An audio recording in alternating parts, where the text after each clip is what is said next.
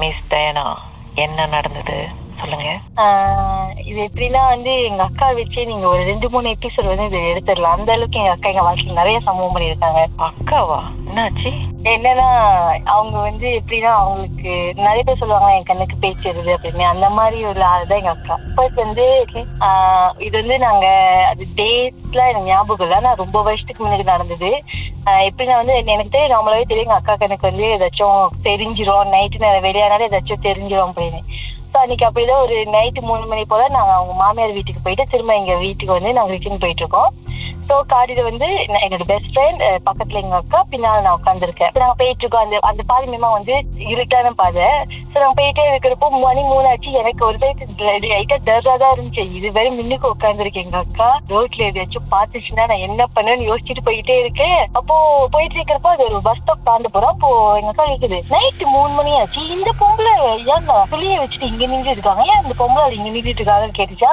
எங்க ஃப்ரெண்டு உடனே, அக்கா பேசாம வாங்குக்கா அப்படி சொன்னாங்க. சொல்லிட்டு ஓகே ஏதோ பாத்துருச்சு இது அப்படின்னு. அப்ப என் ஃப்ரெண்டு, அக்கா நீங்க பேசாம வாங்குக்கான்னு சொன்னோன்னே நான் எனக்கு தெரிஞ்சிருச்சு அப்படின்னு. சரி கொஞ்சம் தூரம் அமைதியாவே போயிட்டு இருந்தோம். அப்புறம் என் ஃப்ரெண்டு சொல்றான், அக்கா ஏன்க்கா நீங்க பேசாம இல்ல, நீங்க பாத்துட்டு அது தெரிஞ்சிருச்சுக்கா, அது காடியில ஏறிச்சுக்கா அப்படின்னு. நான் பாருங்க ஓகே சம்பவம் அப்படின்னு. காடியில ஏறிடுச்சுன்னா இங்க உங்க பக்கம் தான். ஆமா, ஆனா அது எப்படின்னா என் ஃப்ரெண்டுக்கு எப்படி தெரிஞ்சுச்சுன்னா, என் ஃப்ரெண்டு தான் காடி ரைட் பண்ணிருக்கா. அவனோட ரைட் சைட்ல அதோட மூஞ்சி இருக்கு, அவனுக்கு தெரியுது. அவன் சொல்ற என்னால மூஞ்சி திருப்ப முடியலக்கா, கணக்கா என் மூஞ்சி கிட்ட இருக்குது, எனக்கு அது தெரியுது அப்படின்னு. அப்ப அங்க ஆரம்பிச்சது. அதிகமா எங்க வீட்டுக்கு போக ஒரு 20 மினிட்ஸ் இருக்கும். எங்க அக்கா சொல்றீங்க ஸ்லோவா போ, ஏன்னா அது எங்க அக்கா கூட கம்யூனிகேட் பண்ண ஆரம்பிச்சிச்சுன்னா எங்க அக்காக்கு தெரியும்னு அது தெரிஞ்சிருச்சு. ஸோ கம்யூனிகேட் பண்ணிட்டு வருது. எங்க அக்கா சொல்றீங்க ஸ்லோவா போ, அது காடியில பிரேக் பிடிக்க விடாம நான் பண்ண போறேன், எனக்கு மிரட்டுது அப்படின்னு. ஸோ முன்னாடி உட்காந்துருக்காங்க, நீங்க தான் பின்னாடி உட்காந்துருக்கீங்க. உங்க கண்ணுக்கு தெரிஞ்சுதா இல்லையா? எதுவுமே எனக்கு தெரியல. அதுவும் இல்லாம அந்த ரோடு வேற ரொம்ப இருட்டு. நான் ஏற்கனவே வைனாங்குழி, இவங்க வேற 2 பேரும் வேற பேசிட்டு வராங்க. அது இங்க அது இல்லைக்கு என்கிட்ட இருக்குன்னு என் ஃப்ரெண்டு சொல்றான். எங்க அக்கா சொல்ல பிரேக் பிடிக்க வர மாட்டேன்னு, அது பேசிருக்கு அப்படின்னு. 2 பேருக்கு நடுவுல நான் பின்னால உட்காந்து நான் என்ன பண்றது கூட தெரியல. அவ்வளோ இதுல உட்காந்துருக்கேன். அப்போ பேசிட்டே போயிட்டு இருக்கிறப்போ நான் யோசிக்கிறேன், 2 பேரு இருந்தாங்க சொன்னாங்க. ஒண்ணு பொம்பளாலே, இன்னொரு சின்ன பிள்ளை. ஆமா அவன் கண்டிப்பா இந்த பொம்பளை சின்ன பிள்ளை எங்க அப்படின்னு என்னால கேட்கவும் முடியல. எங்க இந்த சின்ன பிள்ளை, எங்க பொம்பளால இருந்தாங்க, சின்ன பிள்ளைங்க அப்படின்னு. கொஞ்ச நேரத்துல எங்க அக்கா சொல்லிருச்சு, நீ பத்திரமா இரு, இன்னொரு ஆள் அங்க பின்னால் தான் உட்காந்துருக்காங்க அப்படின்னு. உங்க மடியில தான் உட்காந்துருக்கோம் அந்த பேபி.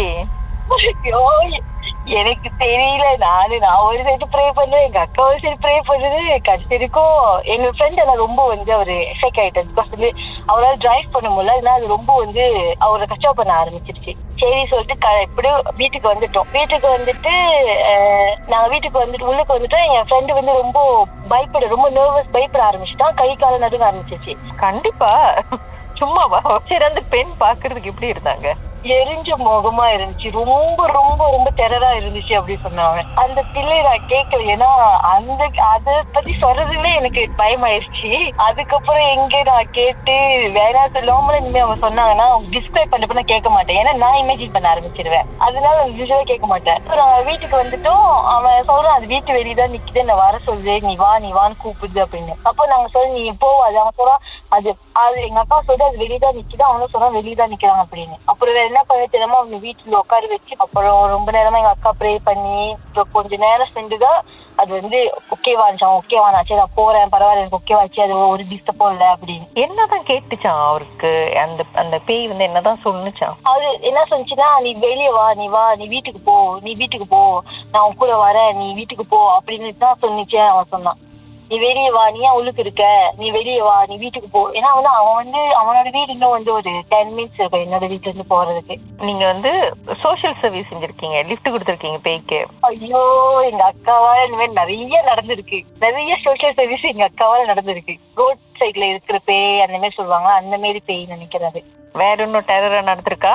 ஒரு சம்பவம் இருக்கு. இது என்னோட வாழ்க்கையில ரொம்ப ரொம்ப மறக்க முடியாத சம்பவம். ஒரு நிமிஷம் இருங்க, பிரேக் பிறகு மறுபடியும் பேசுவோம். Okay.